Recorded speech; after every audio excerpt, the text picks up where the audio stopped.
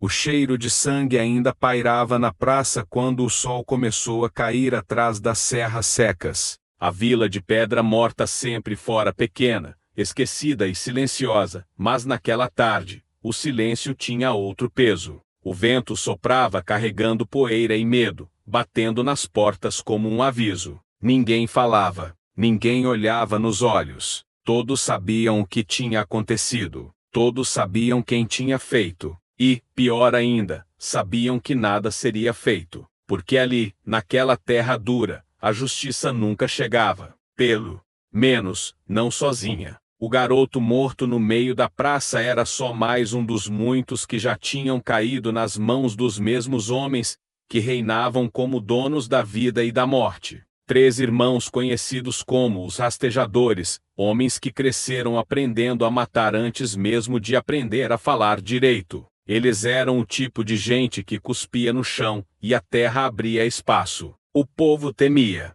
o povo obedecia, o povo calava. Mas naquela noite, alguma coisa mudou, porque a mãe do garoto não gritou, não desmaiou, não pediu ajuda. Ela apenas se ajoelhou, passou a mão no rosto do filho, levantou devagar, e encarou cada um dos rostos em volta como se perguntasse: vocês vão deixar isso passar de novo? O peso daquele olhar, seco e duro, cortou mais fundo que faca. Algo começou a se mover dentro das pessoas. Um incômodo, uma chama antiga que há muito tinha sido apagada pelo medo. As portas começaram a se fechar, não por covardia, mas porque todo mundo sabia que a noite seria longa. Os rastejadores estavam no bar, rindo alto, celebrando a própria crueldade como sempre faziam. Achavam-se intocáveis, achavam que estavam acima da lei, e, de certa forma, estavam mesmo, até os cavalos aparecerem na entrada da vila. Primeiro foi só um som distante, como trovão preso na garganta do céu.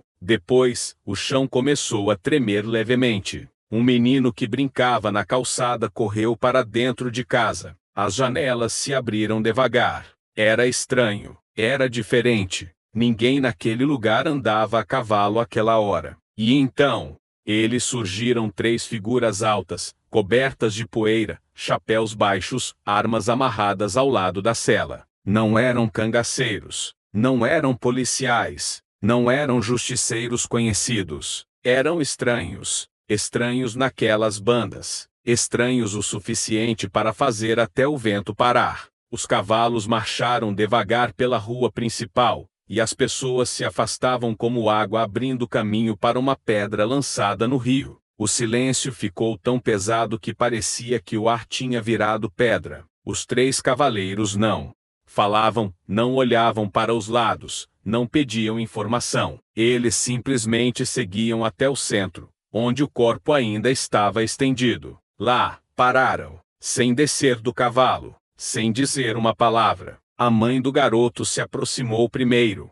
Os olhos dela, secos de tanto sofrer, encontraram os olhos do homem que estava no centro dos 3. O chapéu dele escondia metade do rosto, mas bastou um segundo para ela saber. Aqueles homens não estavam ali por acaso. Não estavam ali perdidos. Não estavam ali procurando água ou abrigo. Estavam ali por causa da morte do filho dela. E aquilo, por algum motivo, deu a ela um fiapo de esperança. Um fiapo perigoso, mas real. Foi quando a porta do bar se abriu. Os rastejadores saíram cambaleando, rindo alto, jogando restos de bebida para o alto. Um deles chutou uma cadeira no caminho, outro puxou uma mulher pelo braço só para vê-la cair.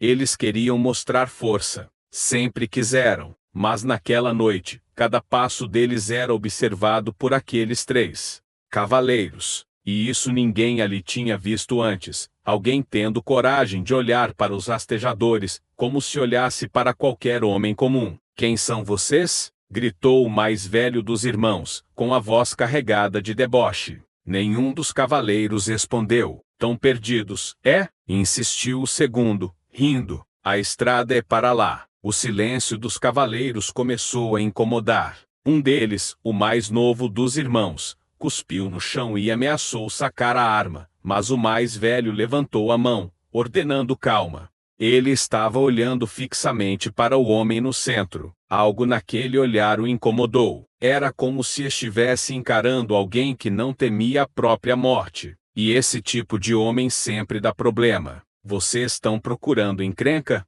Perguntou, mais sério agora. O cavaleiro central finalmente mexeu um músculo. Ele desceu do cavalo devagar, como se não tivesse pressa de nada, como se o tempo fosse dele. Quando seus pés tocaram o chão, o ar pareceu ficar mais leve e ao mesmo tempo mais pesado. Ele se aproximou do corpo do garoto, se abaixou, passou a mão pelo sangue seco, e levantou a mão lentamente, ainda suja. Depois olhou para os rastejadores com um olhar frio, quase morto. Quem foi? Perguntou. Só isso. Uma frase curta, direta, afiada. Os irmãos se entreolharam. Era óbvio que tinha sido eles. A vila inteira sabia. Eles sabiam que todos sabiam, mas nenhuma autoridade tinha coragem de dizer nada. A diferença era que aquele homem novo tinha dito. O mais velho dos irmãos riu. Uma risada.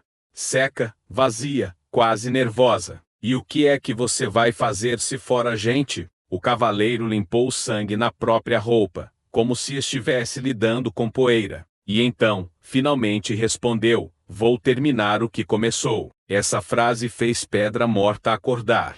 De repente, as pessoas começaram a sair de dentro das casas. A praça foi enchendo de rostos endurecidos. O medo, pela primeira vez em anos, recuou. Não era coragem, ainda não. Era algo diferente. A sensação de que talvez, só talvez, aquela noite pudesse ser a última noite de terror.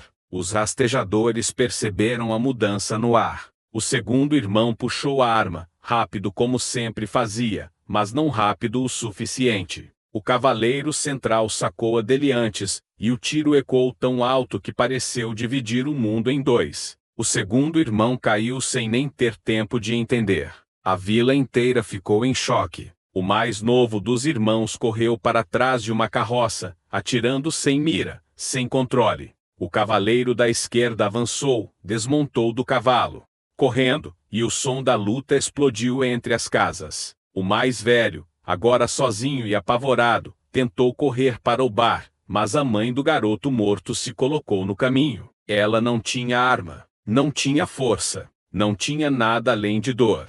E mesmo assim, ele parou. Aquilo o desarmou mais que qualquer bala. Mas o cavaleiro central apareceu atrás dele. Ele não correu, não gritou, não ameaçou. Apenas colocou a arma na cintura e disse, acabou. A palavra ecoou como sentença. O bandido tentou sacar a arma. Mas o cavaleiro foi mais rápido. Um único golpe, firme e preciso, derrubou o homem de joelhos. A praça inteira silenciou. O cavaleiro se abaixou, segurou o rosto do bandido, e forçou-o a olhar para o corpo do garoto. Olha, disse. Olha bem, isso é o que você fez. O bandido tentou se soltar, mas era inútil. E agora vai pagar. A vila inteira prendeu a respiração. Um segundo depois, tudo acabou. Quando o corpo caiu no chão, a poeira subiu devagar, como se até a terra estivesse cansada daquela violência. O último dos três cavaleiros saiu de trás da casa carregando o corpo do irmão mais novo dos rastejadores. Ele jogou no chão como quem joga um saco vazio. E então o silêncio tomou tudo. A mãe do garoto caiu de joelhos e, pela primeira vez em anos, chorou. Mas não era só dor. Era libertação. O cavaleiro central caminhou até ela, tirou o chapéu em respeito, e disse, a justiça chegou. Agora vocês cuidam do resto. E antes que alguém pudesse perguntar quem eram, de onde vinham ou para onde iriam, os três montaram nos cavalos e seguiram pela estrada de terra, deixando para trás uma vila que nunca mais seria a mesma. A praça, agora iluminada apenas pela lua, virou símbolo de algo novo. A revolta nasceu naquela noite. E Pedra Morta, pela primeira vez na história, acreditou que não precisava mais abaixar a cabeça. A câmera imaginária acompanha os cavaleiros se afastando, enquanto a poeira sobe atrás dos cascos dos cavalos, até a vila virar só um ponto distante no escuro. E então Vem a voz narrada, firme, profunda. Se essa história te prendeu, comenta aí embaixo o que você teria feito no lugar deles. Se inscreve no canal, deixa o like, porque isso me ajuda demais a trazer mais histórias como essa, e ativa o sininho para não perder os próximos capítulos. A revolta só começou e eu vou te contar cada detalhe.